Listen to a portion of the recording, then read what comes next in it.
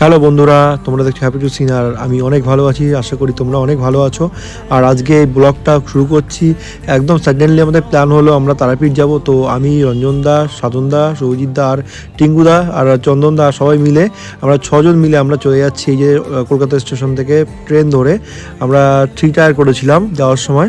তো মোটামুটি একদম চিল্ড হয়ে আমরা চলে গেলাম তারাপীঠে। আর এই যে আমাদের ট্রেনটা ছিল 8:55 সন্ধ্যায়।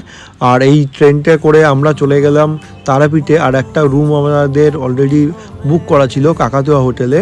আর সেটা হচ্ছে একদম তারাপীঠের নতুন বাজার যেখানে হয়েছে ওর একদম লাগোয়া। আর হোটেলটা দেখতেই পাচ্ছ কতটা ঝকঝকে তকতকে। আর খুব ভালো লেগেছে আমাদের পরিবেশটা।